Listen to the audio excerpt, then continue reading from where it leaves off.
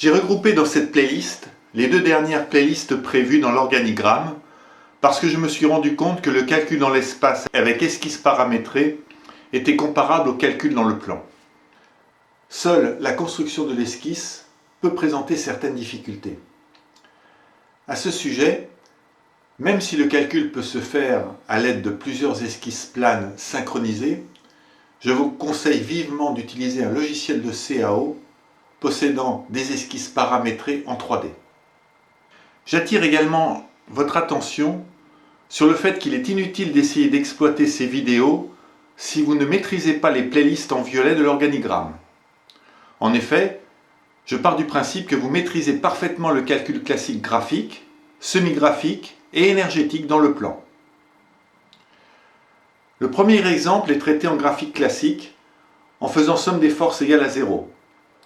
Cette équation vectorielle générait deux équations scalaires dans le plan, alors qu'elle en génère 3 dans l'espace, ce qui fait qu'on peut résoudre ce cas directement par cette méthode.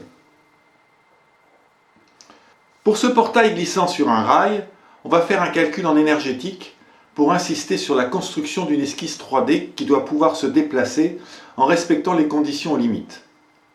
On pourra vérifier le résultat par calcul semi-graphique. Ce mât de chargement est traité également en énergétique pour plusieurs valeurs de l'angle alpha. Ici, la transformation d'un mouvement de rotation en un autre mouvement de rotation perpendiculaire au premier, avec calcul énergétique également pour calculer la force dans la barre AB. Un exemple un peu insolite visant à calculer le couple à appliquer sur le rotor d'une pompe en fonction de la force exercée par les pistons.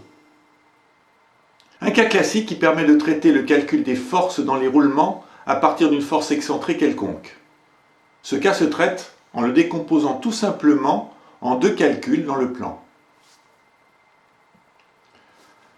On reprend le cas précédent et on remplace la force excentrée par un couple.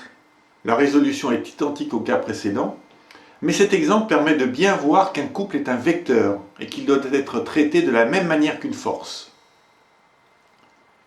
Afin de déterminer de façon simple la direction de forces inconnues, il peut être intéressant de construire le modèle 3D et de l'exploiter pour construire l'esquisse de calcul.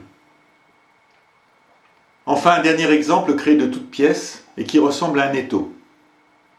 Il me permet de traiter la liaison hélicoïdale et le frottement.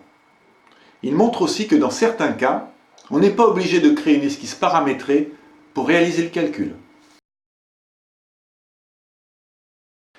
Voilà pour cette dernière playlist. N'hésitez pas à me laisser des commentaires ou à me faire des suggestions pour améliorer cette production.